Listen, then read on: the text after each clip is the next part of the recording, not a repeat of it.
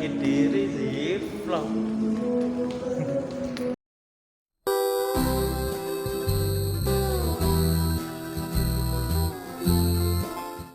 Jadi aku sebelumnya sudah pernah vlog di area luarnya atau di Tugu Pahlawan ini. Kalian bisa cek link di deskripsi. Sekarang aku fokus pada yang ada di bawah tanahnya aja, atau Museum 10 November. Ya, jadi sekarang ini kita lagi memasuki Museum 10 November yang ada di sekitaran Tugu Pahlawan Surabaya ini. Jadi kita ini jalannya ini menurun karena ya bangunan lama, jadi bawah tanah gitu. Oke, kira-kira seperti apakah di dalamnya Museum 10 November ini? Ikuti terus vlog kita. Bye.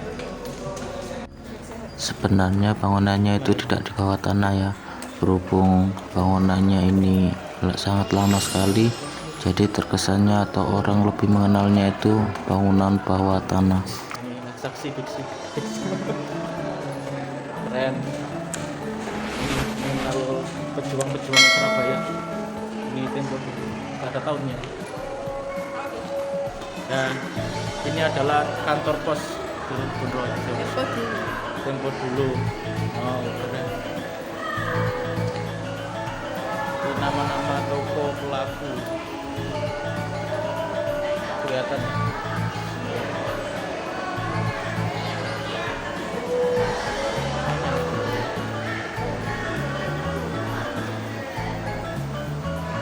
Jadi tadi masuknya lewat sini, terus kita sini, sekitar sini. Bangunannya kan lama jadi bawah. Oke.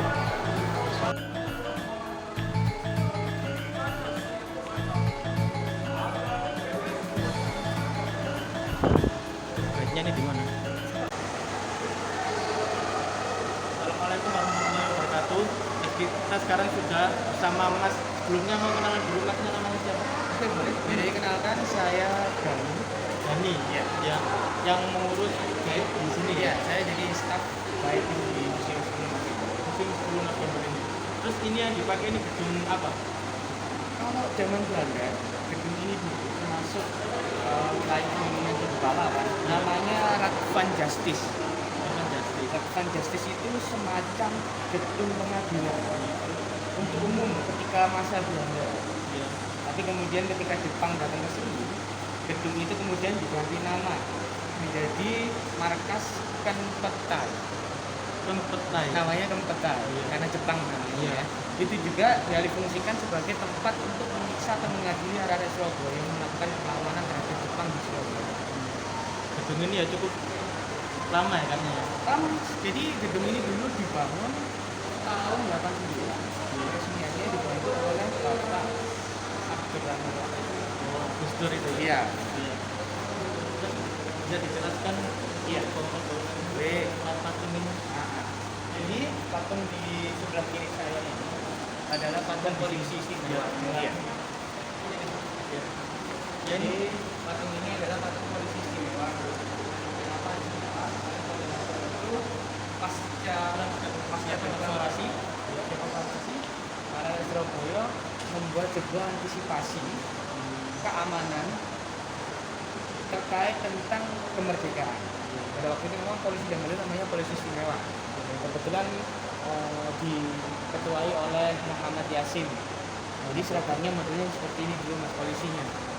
Ini asli apa? Ini replika. Replika ya. Yang dipajang ini replika. Tapi memang penampilannya seperti dulu ini. Ya sama persis seperti Iya. penampilannya. Terus selanjutnya mana Ya lagi? di sini kita di zona pas proklamasi kemerdekaan. Jadi yang menarik di sini adalah cerita proklamasi ketika di pemandangan di Jakarta, di Surabaya menggunakan dua bahasa. Dua bahasa. Iya, bahasa Jawa dan bahasa Madura. Kenapa? Karena pada waktu itu Jepang sangat sensitif yang namanya terkait kemerdekaan. Ya. Jadi karena untuk mengantisipasi arah Surabaya mendengarkan berita proklamasi dari Jakarta, mereka mengantisipasi segala hal. Akhirnya arah Surabaya secara diam-diam menyebarkan berita proklamasi itu menggunakan dua bahasa yang tidak diketahui oleh Jepang, bahasa Jawa dan bahasa Madura. Ini ya teksnya, jadi dalam bahasa Jawa, dalam bahasa Madura.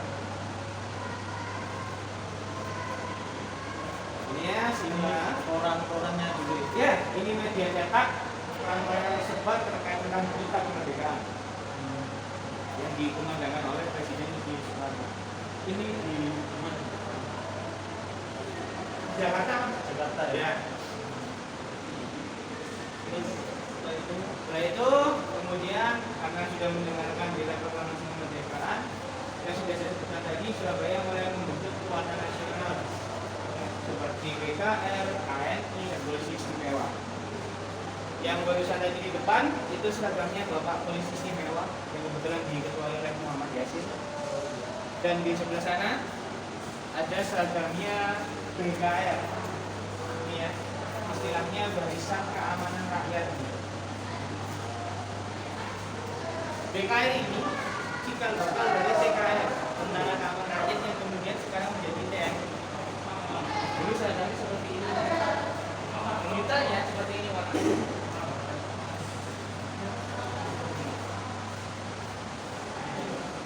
Jadi warna seragam BKR itu ya. BKR yang kemudian TNI sekarang warnanya itu jadi beda sama dulu ya. Beda. Seperti ini. Ini seragamnya BKR.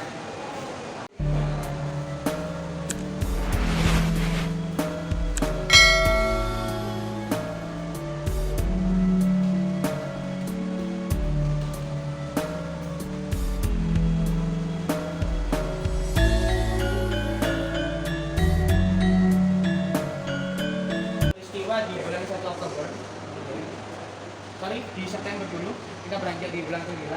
Setelah Agustus itu ada peristiwa namanya perobekan bendera Belanda. Pasti masih juga sering dengar kan peristiwa tersebut. Peristiwa tersebut berada di Hotel Oranye pada masa Belanda. Kemudian sekarang namanya Hotel Majapahit. Ya. Jadi perobekan bendera Belanda ini ceritanya adalah ketika Rakyat Surabaya sudah mendapati kemerdekaan, ketika itu di hotel ini masih tersisa beberapa orang-orang Belanda yang pada waktu itu ditawan oleh Jepang, Mas. Nah, karena tahu di Surabaya sudah mendapati kemerdekaan, Jepang mulai dipaksa untuk mundur perlahan. Orang-orang Belanda yang itu kemudian mulai semena-mena lagi, oke ya, semena-mena lagi. Akhirnya mereka mencoba mengibarkan bendera Belanda lagi di atas hotel Yamato ketika masa Jepang. Dulu ya. Sekarang kan hotel Majapahit. Jadi masa Belanda hotel Oranye, masa Jepang hotel Yamato, sekarang namanya hotel Jepang. Nah, karena pemuda Surabaya ini tahu ya, kita sudah merdeka Pak, kok dilancangi lagi sama Belanda. Rakyat Surabaya ini marah. Jadilah insiden ketika tanggal 19 September. Rakyat Surabaya berombongan naik ke atas gedung, bahu-membahu, kemudian dirobeklah bendera berwarna biru. Lalu pada waktu itu rakyat Surabaya spontanitas aja, yang nggak harus bawa tangga, yang nggak bawa alat bom, enggak, tapi bahu-membahu naik ke atas dirobeklah pakai musik mereka. Seperti balik kita gitu ya.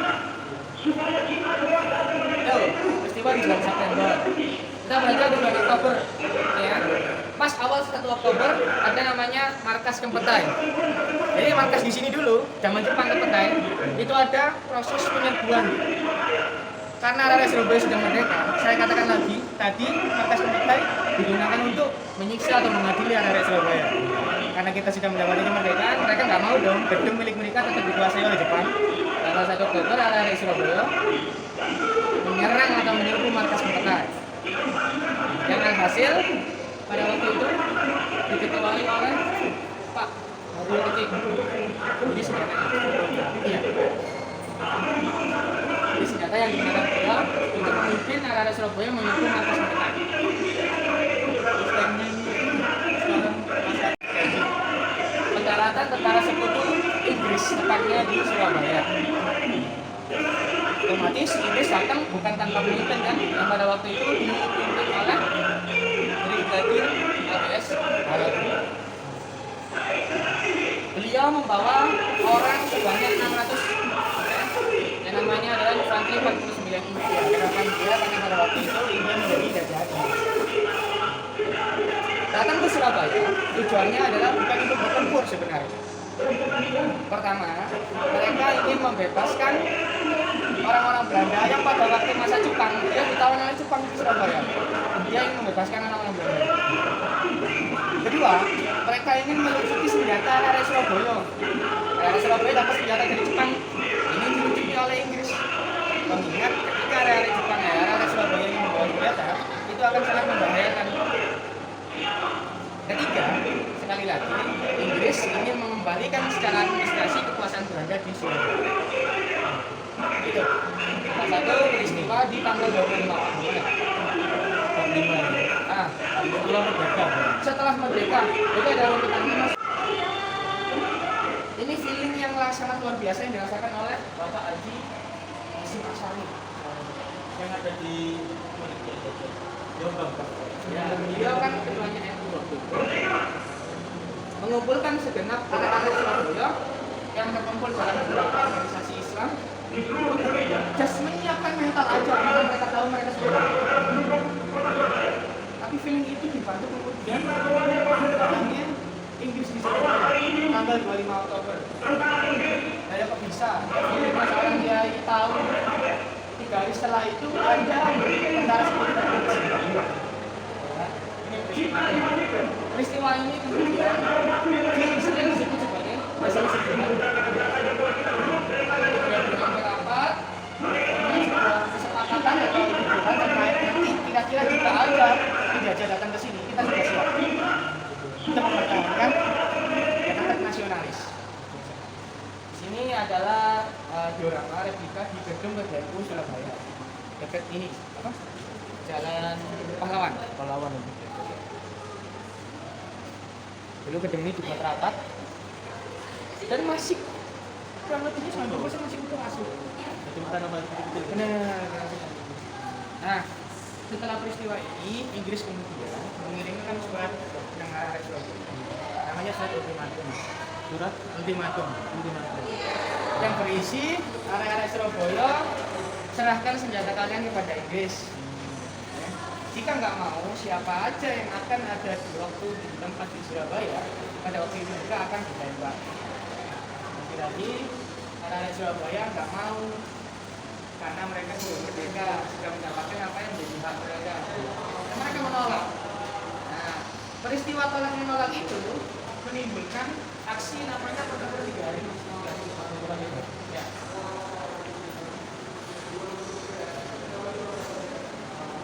Jadi karena Surabaya ingin tetap mempertahankan kemerdekaan, caranya adalah yang melawan Inggris itu yang memaksa.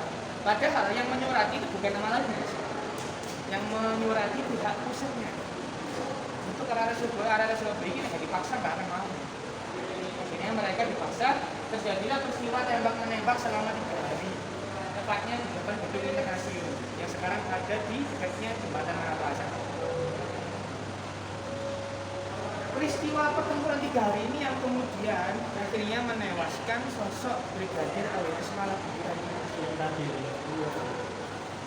Atas hal inilah kemudian Inggris sangat marah semarah-marahnya. Kemudian dengan lantang dan sombong mengatakan bahwasannya, hei anak-anak Surabaya, tak ingatkan lagi kalian akan aku gempur selama 3 hari. Dengan sombong dia bilang begitu. Akhirnya tanggal 10 November pagi, semua pasukan Inggris dari utara, dari laut, darat, dan udara menyerbu Surabaya. Dengan ada sombongnya yang ingin menguasai Surabaya 3 hari, ternyata baru 21 hari mereka sudah berhenti untuk menyerbu kota Surabaya. Pertama, Inggris merasa gini, kita ngapain? Susah-susah mengeluarkan segala amunisi kita untuk melakukan ini ke Surabaya gara-gara 1 orang. Kedua juga, mereka sudah diingatkan oleh semua negara yang ada di dunia, dikecam oleh semua negara. Tindakan kalian ini tidak manusiawi. Gara hal 1 orang meninggal yang belum jelas itu siapa yang membunuh, mereka melakukan hal seperti itu. Ya secara Inggris kan pemenang perang dunia kedua. Jadi mereka merasa, loh, iso brigadir saya ini dimatiin di kota kecil di Surabaya yang itu juga baru saja merdeka. sebenarnya kita ini apesnya adalah kalah perang. Karena di catatan kita sudah melihat nominalnya pihak sipil dan tentara kurang lebih 20.000 orang gugur di medan perang. Di Surabaya. Di Surabaya. Bayangkan 20.000 orang itu bukan nominal yang kecil. Indonesia berkibar di pelosok negeri dan berita tentang kemenangan tak henti-hentinya diperdengarkan. Tetapi sayang, Jepang belum sepenuhnya meninggalkan Indonesia. Proklamasi kami bangsa Indonesia dengan ini menyatakan Jepang hampir sepenuhnya menyerah setelah bendera merah putih berkibar di Radio ini memberikan semangatnya kepada anak Surabaya. Ini suara asli ya? Suara aslinya, cuman kalau ini replika semua. Iya, replika. Kalau rekamannya suara asli. Oh, Ini teksnya. teksnya. merdeka. Saudara-saudara, rakyat jelata di seluruh Indonesia, terutama Ulang. saudara-saudara penduduk kota Surabaya, Dari mana? kita Gagir. semuanya telah mengetahui Iya, Surabaya. bahwa hari ini Pas. tentara Inggris Saya ya statusnya itu aslinya. Iya. Saya Betul. Dekat. dan memberikan suatu ancaman kepada kita semua. Kita diwajibkan untuk dalam waktu yang mereka tentukan menyerahkan senjata-senjata yang telah kita rebut dari Sini juga. bukan, itu bahasa Inggrisnya. mereka meminta supaya kita datang pada mereka itu dengan mengangkat tangan. Mereka telah minta supaya kita semua datang pada mereka itu dengan membawa bendera putih, tanda bahwa kita menyerah kepada mereka. Saudara-saudara, di dalam Terus pertemuan masing-masing kelompok, setelah itu ini sarungnya. Ini Nih. ini adalah barang-barang pribadi dari Mayor Jenderal Sungkono, Maijen Sungkono. Maijen Sungkono. Yang kata waktu itu juga ikut ketika peristiwa pertempuran 3 hari. Ini cuma beberapa yang kita dapat dari keluarganya. Baju sarung sama tongkat komando. Ini tulisannya ini. Ya, naskah pengulangan tulisan. Jadi seorang Maijen Sungkono pun juga menuliskan sebuah tekadnya Iya. untuk gimana dia merasa bahwasanya aku juga harus Surabaya yang mempertahankan Indonesia. Kenapa? Arek-arek Surabaya sangat luar biasa mempertahankan kemerdekaan karena adanya Inggris. Adanya Inggris. Cikal bakalnya karena si AWS ini mati, Surabaya diserbu oleh Inggris. Karena luar biasanya bertahan, kota ini disebut sebagai kota pahlawan. Itu aja sih sebenarnya ceritanya mas. Simple tapi ya, Itu aja ya? karena efeknya luar biasa. Akhirnya beberapa dari arek Surabaya banyak yang mengungsi keluar dari Surabaya karena trauma pertempuran. Terus yang itu patung itu waktu. Iya.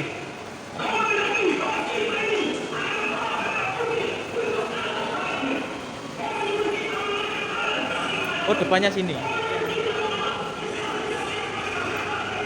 Oke.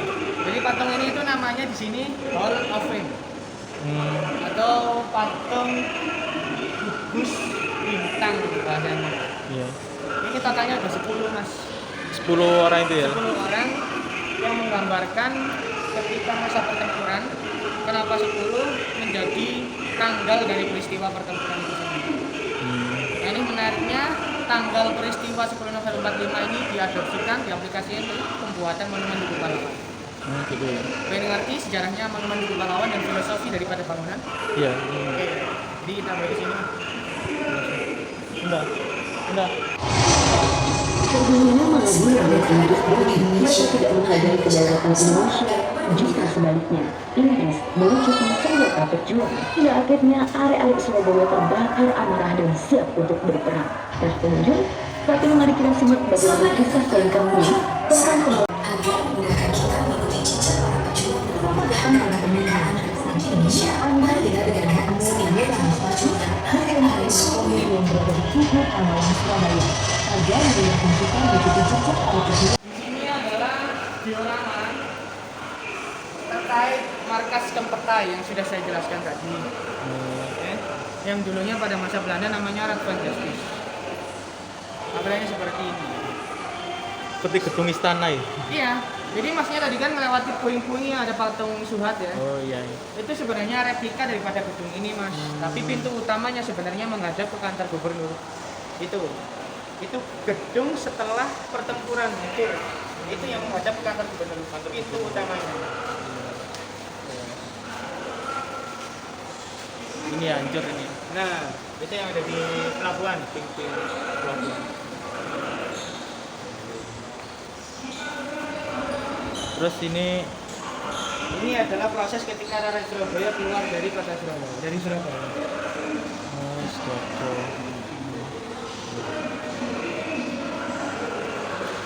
Jadi pada waktu itu arah Surabaya itu bukan arah Surabaya yang biasa memegang KTP Surabaya aja mas, tapi ada Gresik, beberapa yang tergabung yang untuk pemerintahan KTP juga. Surabaya tadi. Ya karena dulunya kan memang satu wilayah, Karis dengan Surabaya.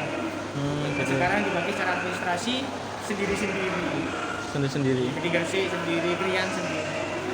Kan dulunya juga satu dari Surabaya. Nah yang fenomenal ini pasca pertempuran orang-orang Surabaya kemudian diramut istilahnya di sebuah rumah sakit yang sangat tua namanya Rumah Sakit Simpang. Ya. Dari Rumah Sakit Simpang ini rumah sakit yang dulunya pernah dipakai oleh rumah sakit militer yang kemudian tahun 90-an rumah sakit ini digunakan sebagai rumah sakit umum di Surabaya. Yang sekarang ganti nama apa rumah sakit? Kalau gedungnya sekarang sudah menjadi Mall Delta Plaza. Oh Delta Plaza yang samping Moncastle itu. Iya benar. Ya. Diorama tampilan daripada rumah sakit Simpang yang dulu. Seperti ini. Dia ada tiruan-tiruan kisah para rakyat Surabaya yang sakit dibawa ke rumah sakit. Jadi setelah pertempuran mas, ada orang-orang yang masih bisa diselamatkan dibawa ke rumah sakit. Tapi yang tidak bisa diselamatkan banyak yang dimakamkan di sini. Makanya kenapa di depan itu kalau masnya tahu di belakangnya monumen Tugu Pahlawan ada simbol patung hitam 3 orang. Itu namanya simbol pahlawan tidak dikenal. Karena saking banyaknya pahlawan yang ikut berjuang meninggal, kita nggak tahu namanya satu persatu, akhirnya dinamai pahlawan tidak dikenal. Yang belakangnya Tugu. Benar. Dan itu tulang-tulangnya dimakamkan di bawahnya. Gitu ya.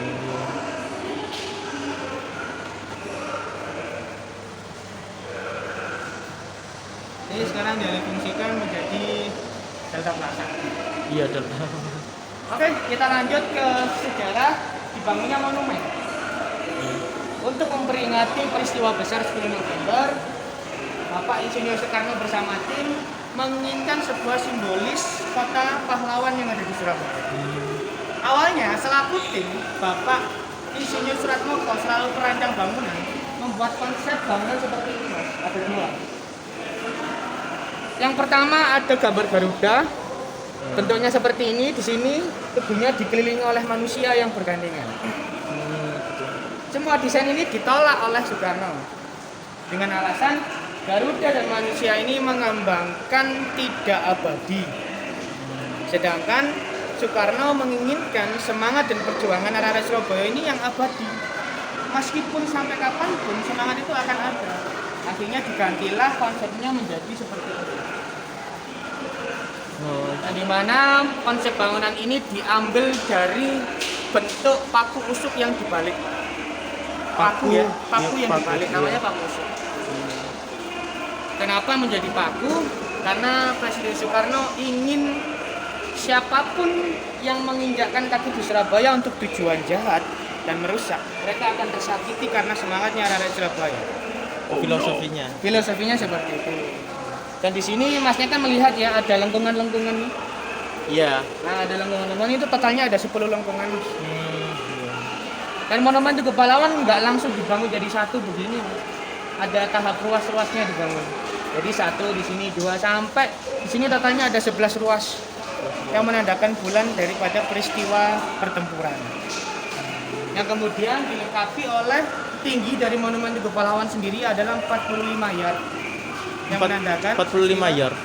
angka tahun daripada presiden. Oh, betul. Ini salah satu gambaran 3 dimensi gedung Kempetai pada waktu itu. Pada masa Belanda, Radvan Destis. Yang sekarang kita tempatin di sini. Iya. Ini proses pembangunan pada waktu itu. Ini blueprintnya, ini bagian rangka dalamnya monumen. Nah pada waktu itu harga yang dibutuhkan untuk membangun monumen Tugu Pahlawan berapa mas kira-kira? 5M. 5M ya enggak, padahal harganya cuma Rp323.000. Oh. Ya. Itu pun Pada tahun berapa itu? monumen Tugu Pahlawan itu dibangun pada tahun 51. Proses peletakan batu pertamanya dibantu oleh Presiden Soekarno tahun 51, kemudian setahun setelahnya monumen ini diresmikan tahun 52. Terus untuk tinggi bangunannya Tinggi bangunannya kalau satuan yard itu 45 ya? ya 45 yard. Kalau satuan meter itu 41,15 meter. Gitu. Itu pun proses pembangunannya ditanggung separuhnya oleh Presiden Soekarno sebesar 160.000.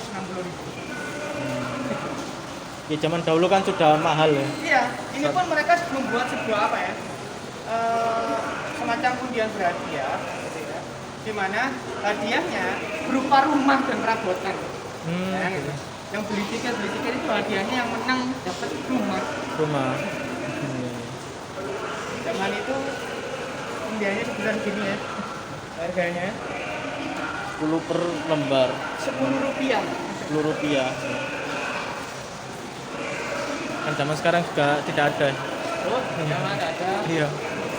Ini wali kotanya pada saat waktu itu ya, tahun 51. Wali Kota R. Mustajab yang juga memimpin proyek pembangunan Tugu Pahlawan. Karena beliau wali kota maksudnya. Iya. Pembangunan. Udah ya, San? Mungkin saja yang bisa saya sampaikan. Ada yang perlu ditanyakan lagi? Untuk di lantai 2 nanti ada orangnya. Nah, kalau lantai 2 Iya. itu koleksi senjata. Yang Koleksi kita senjata. dapat dari Jepang, Inggris maupun Belanda. Waktunya yang mau ke manfaat untuk yang sedang menonton saat ini. Ini bukanya mulai jam berapa sampai jam berapa? Kalau kita bukanya dari jam 8, kita closing untuk museumnya jam 3. Jam 3. Untuk spare waktu dari jam 4. Jadi kita menghabiskan dari jam 3 kemudian jam 4. Jadi tutup loketnya jam 3 sore, tutup museumnya sama monumennya jam 4. Terus yang untuk ingin berkunjung ke sini itu cara pesannya tiketnya. Oke, jadi teman-teman kalau mau pesen tiket bisa langsung datang ke sini atau teman-teman bisa masuk ke website namanya tiketwisata.go.id. Jadi di situ teman-teman bisa memilih destinasi-destinasi yang ada di Surabaya di bawah naungan daripada Dinas Pariwisata dan Kebudayaan, salah satunya Museum 10 November. Jadi Mas jangan cuma di sini aja, banyak nih museum-museum yang di bawah naungan Dinas Pariwisata. Di salah satunya Ada museum pendidikan, ada museum olahraga yang baru aja dibangun. Itu juga tergabung dalam Dinas Pariwisata dan Kebudayaan juga. terus ada Bos Pranoto. Benar, juga ada museum Mojo Pranoto yang berada di Pemele, ada museum Surabaya yang ada di Siola, Dr. Sutomo yang ada di Jalan Subutan. Jangan lupa untuk main ke museum. Karena apa? Pesannya Pak Soekarno, just help. Jangan sekali-sekali melupakan sejarah. Jadi nanti kalau misal kesini harus vaksin minimal 2 kali. Nanti kemasuknya pakai scan barcode bisa, atau misal kameranya nggak bisa untuk scan, bisa langsung masuk ke websitenya pakai filter yang dimana nanti ditunjukkan ke pihak loket untuk entry ke museum. Langsung otomatis. Juga mungkin ada tambahan dari Mas. Terima kasih ya Mas ya. Sama-sama. Semoga ramai dan lancar selalu untuk tempat ini. Oke, amin. Ya, semoga ilmu yang saya jelaskan bisa bermanfaat Ya, buat Masnya dan juga teman-teman yang sudah melihat kisah. Ya. Oke. Assalamualaikum Mas. Oke, waalaikumsalam. Berhubung gantian sama orang lain, jadi masnya cukup antarkan sampai di lantai 1 saja ya. Sekarang kita berlanjut di lantai 2. Nah, barusan tuh ada tanggalan dan juga ada mesin tik, kemudian ada tas kesehatan zaman dahulu. Berlanjut, ini ada sepeda zaman dahulu, yaitu sepeda kebo.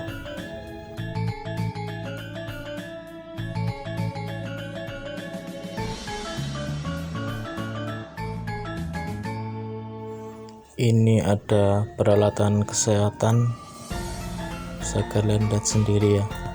Jadi peralatan kesehatan zaman dahulu itu terkenal besar-besar ya, kalau zaman sekarang kan sudah kecil-kecil.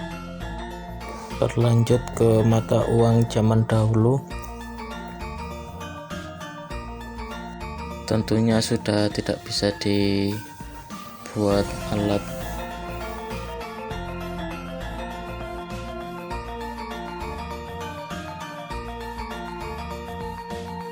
Selanjutnya perangko atau bahasa Inggrisnya stamp.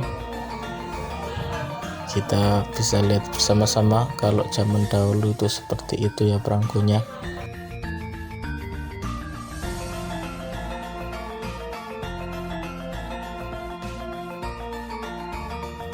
Kemudian ini ada koin dari yang ukuran kecil sampai besar.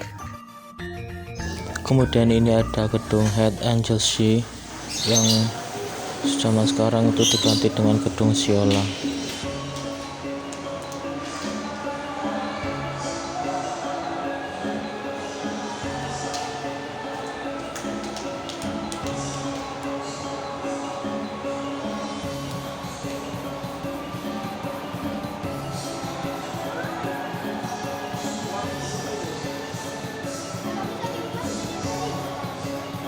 Ada stasiun semut dan gedung-gedung zaman dahulu lainnya.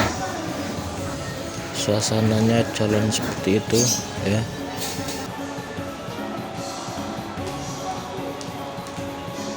Selanjutnya ada senjata-senjata di zaman tempo, pepel, keris,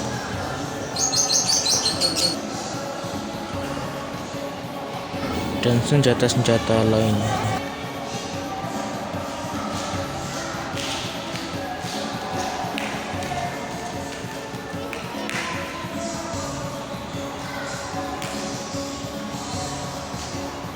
Kemudian ada kompas pocket yang sangat simpel sekali, terus tas zaman dahulu, dan pistol.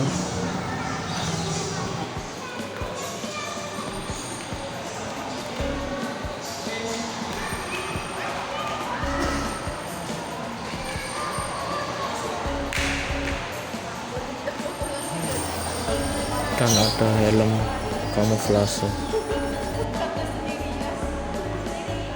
Selain ada pistol, di sini juga tersedia bambu runcing pada masanya.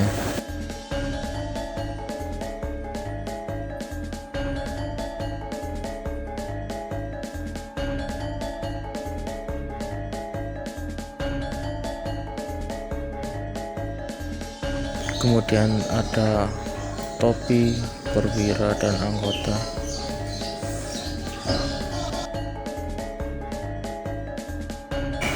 Ini ada tulisan asli pada masanya dan sampai sekarang pun masih terjaga, tersimpan dengan awet.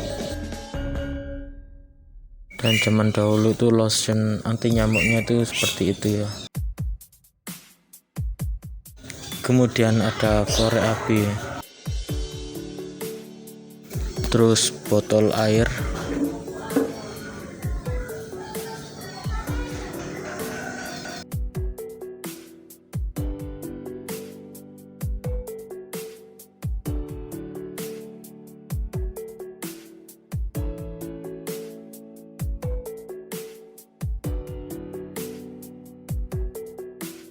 ada scrub juga.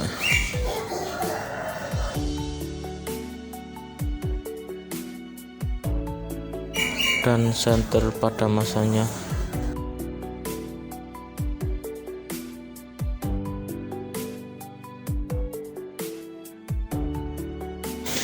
Kemudian dilanjut dengan peralatan perang di sini.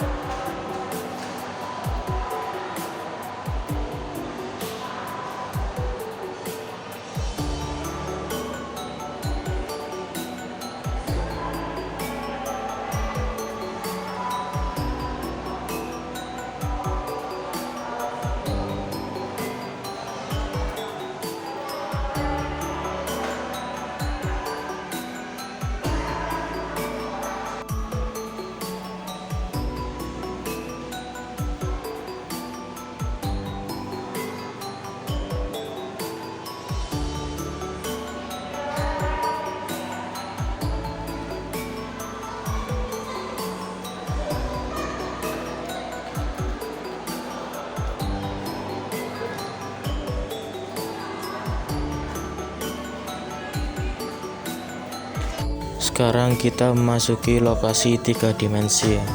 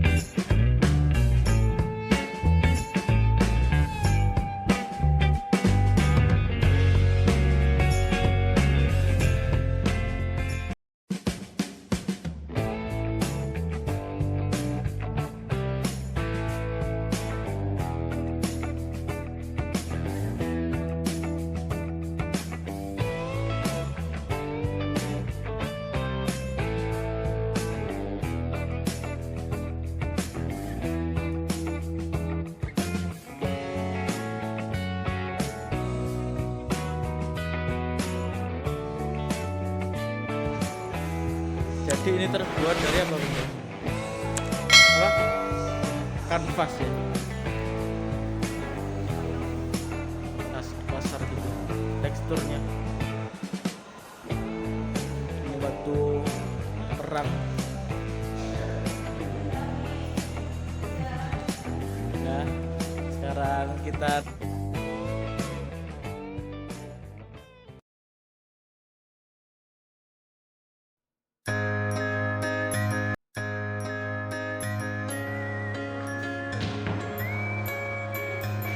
ada semua.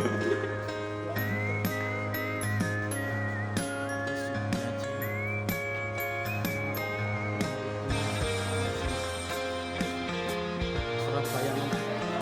Oh bagus ini, 3 dimensi.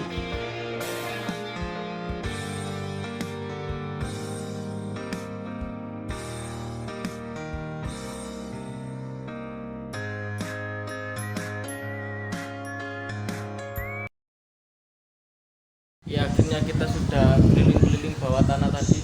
Karena di sini cukup ramai karena saat weekend di hari Minggu, Sabtu ya. Ya aku saranin kalau misal kesini ya hari biasa aja ya. Jadi inilah gedung 10 November tampak dari luar, dan itu yang ada tugu orang 3 itu adalah makam pahlawan tak dikenal ya. Jadi saking banyaknya yang memperjuangkan.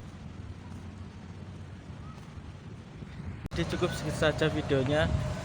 Terima kasih sudah menyaksikan dari awal sampai akhir, dan sampai ketemu di video selanjutnya. Bye bye.